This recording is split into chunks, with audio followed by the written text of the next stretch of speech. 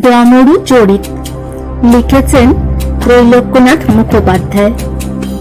প্রথম গল্প, সূচনা। ডমরুধর বলিলেন, এই যে দুর্গোৎসবটি, এটি তোমরা সামান্য জ্ঞান করিও না, কিন্তু এখনকার বাবুদের সে বোধ নাই। বাবুরা এখন হাওয়াখোর হইয়াছেন।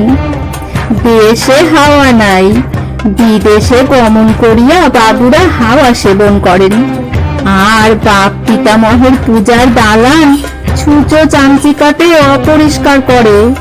লম্বোদর বলিলেন, সত্য কথা, সেকালে পূজার সময় লোকে বিদেশ হইতে বাড়ি আসিত, বন্ধু বান্ধবের সহিত মিলিত হইত, যাহার যেমন ক্ষমতা মায়ের পূজা করিত। গরিব দুঃখীরা অন্তত একরা খয়ে মূর্তি ও 2টি নারিকেল নাড়ু পাইত। শঙ্কর ঘোষ বলিলেন, শুনিয়াছি যে কলিকাতার পূজা করা এক নূতন ব্যবসা হইয়াছে। একটি প্রতিমা খাড়া করিয়া বন্ধু বান্ধব দিগকে লোক নিমন্ত্রণ করে, পরে তাহাদের কান নলিয়া প্রণামী আদায় করে, পূজা করিয়া অনেকে 2 পয়সা উপার্জন করে। ডমরুধর বলিলেন, তাহাতে আর দোষ কি? পূজার সময় আমি আমার প্রজাগণকে নিমন্ত্রণ করি, ভক্তি ভাবে মায়ের পাদপদ্মে তাহারা যদি কিছু প্রণামী প্রদান করে, তাহাতে আর আপত্তি কি? যা বিলক্ষণ ঠেকিয়া এই দুর্গোৎসব আরম্ভ করিয়াছি, আমি এখন বুঝিয়াছি যে ভগবতীর আরাধনা করিলে ধন সম্পদ হয়। পুরোহিত বলিলেন, এ সম্মতা জনপদেষু ধনানু তেষাং তেষাং যশাংসি ন চ শিরতি ধর্মবর্গ। হে দেবী, তুমি যাহার প্রতি কৃপা করো, জনপদে সে পূজিত হয়, তাহার ধন ও যশ হয়, তাহার ধর্ম অক্ষুণ্ণ থাকে। কলিকাতার দক্ষিণে একখানি গ্রামে ডমরুধরের বাস। প্রথম বয়সে তিনি নিতান্ত দরিদ্র ছিলেন। অনেক কৌশল করিয়া সাধ্যমতে 1টি পয়সাও খরচ না করিয়া তিনি প্রভূত ধনশালী হইয়াছেন। অন্যান্য সম্পত্তির মধ্যে সুন্দরবনের আবাদে তাহার এখন বিলক্ষণ লাভ হইয়াছে। ডমরুধর এখন পাকা ইমারতে বাস করেন। পূজার পঞ্চমীর দিন সন্ধ্যার পর দালানে যে স্থানে প্রতিমা হইয়াছে, সেই স্থানে গল্পগাছা প্রসঙ্গে এরূপ কথাবার্তা হইতেছিল। ডমরুধর পুনরায় বলিলেন, হ্যাঁ, মা আমাকে ঘোরতর বিপদ হইতে রক্ষা করিয়াছিলেন। সেই বিপদে পড়িয়া একান্ত মনে মাকে ডাকিয়া আমি বলিয়াছিলাম, মা, তুমি আমাকে এ সংকট হইতে পরিত্রাণ করো, তাহা করিলে প্রতি বৎসর আমি তোমার পূজা করিব। লম্বোদর বলিলেন, তুমি তো কেবল 3 বৎসরের ভিতর, তোমাকে তো কোনো বিপদে পড়িতে দেখি নাই, বরং 3 বৎসর পূর্বে এই বৃদ্ধ বয়সে তুমি নূতন পত্নী লাভ করিয়াছ। ডমরুধর বলিলেন, 3 বৎসর পূর্বে আমি ঘোরতর বিপদে পড়িয়াছিলাম। 3য় পক্ষ বিবাহের সময় আমি সংকটাপন্ন হইয়াছিলাম। গ্রামের লোক, প্রতিবেশী, বন্ধু বান্ধব কেহই সে কথা জানে না। মুখ ফুটিয়া আজ পর্যন্ত কাহারও নিকট সে কথা আমি প্রকাশ করি নাই। মা জগদম্বা আমাকে সে বিপদ হইতে রক্ষা করিয়াছেন। দুর্গতি নাশিনী দুর্গার প্রতি লোকের ভক্তি ক্রমে লোপ হইতেছে।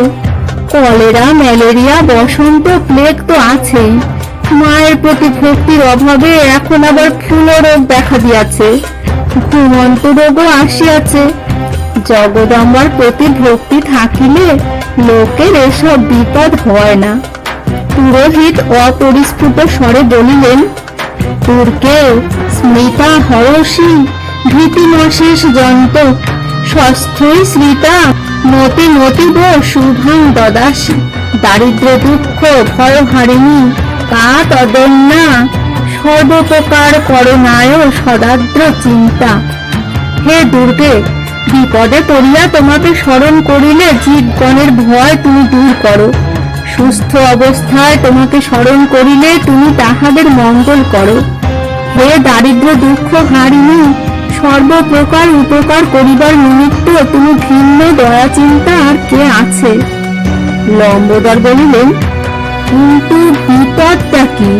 কি বিপদে তুমি পড়িয়াছিলে? দমোদর বলিলেন, এতদিন পরে সে বিপদের কথা আজ আমি প্রকাশ করিতেছি, শুনো। দ্বিতীয় পরিচ্ছেদ, ঠিক কন্দর্প পুরুষ কি? দমোদর বলিলেন, আমার তৃতীয় বিবাহের সময়ে এ বিপদ ঘটিয়াছিল। আমার বয়স তখন 65 বৎসর। এত বয়সে তো কেহ বিবাহ করে না। তবে আমার ছেলে বেটা মানুষ হলো না, আমি তাহাকে ত্যায্য পুত্র করিলাম। কোথায় সে চলিয়া গেল সে একটি স্বতন্ত্র গল্প। শঙ্কর ঘোষ বলিলেন, সে গল্প আর একদিন হইবে। দমোদর বলিলেন, তাহার পর বিবাহ না করিলে গৃহ শূন্য হইয়া থাকে, কিন্তু বিবাহ করিলেও কি হয় তা জানো তো লম্বোদর? লম্বোদর উত্তর করিলেন, খ্যাচ খ্যাচ, রাত্রি দিন খ্যাচ খ্যাচ। দমোদর বলিলেন, তুমি ভুক্তভোগী।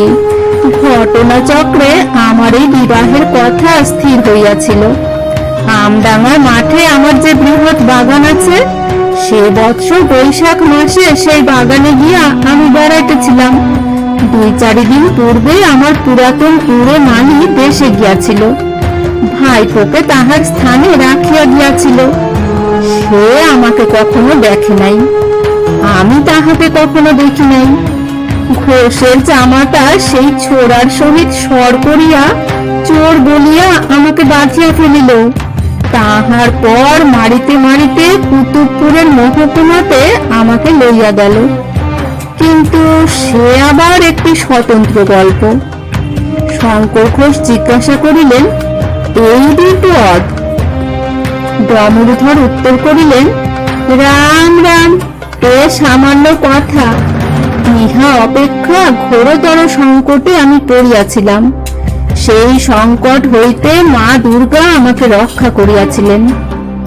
দীর্ঘ নিঃশ্বাস পরিত্যাগ করিয়া দমোদর পুনরায় বলিলেন, কুতুবপুরে ঘটকির সহিত আমার সাক্ষাৎ হইল। পুনরায় বিবাহ করিতে সে আমাকে প্রবৃত্তি দিল। আমি বাড়ি ফিরিয়া আসিলাম।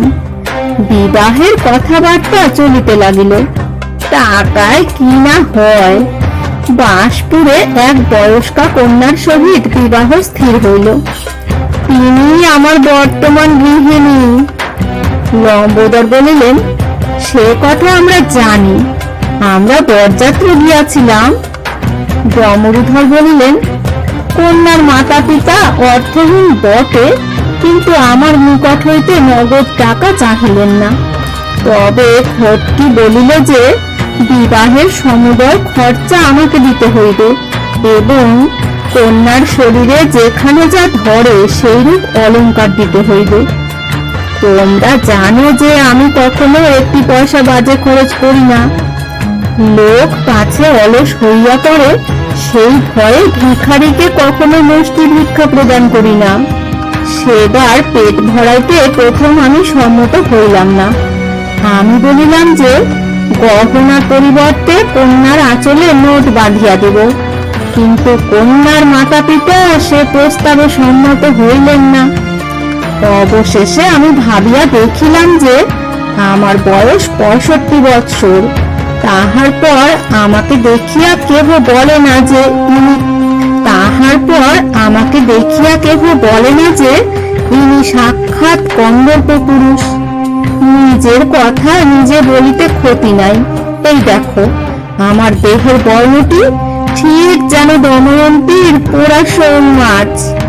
দাঁত একটিও নাই, মাথার মাঝখানে টাক, তাহার চারিদিকে চুল, তাহাতে এক গাছিও কাঁচা চুল নাই। মুখে ঠোঁটের দুই পাশে সাদা সাদা সব কি হইয়াছে। এই সব কথা ভাবিয়া গহনা দিতে আমি সম্মত হইলাম। যতদূর সাধ্য সাদামাটা পেটা সোনার গহনা গড়াইলাম, কিন্তু তাহাতেও আমার অনেক টাকা খরচ হইল। ফর্দ অনেক, এক বাক্স গহনা হইল। শঙ্কর ঘোষ বলিলেন, তা বটে, কিন্তু বিপদটা কি?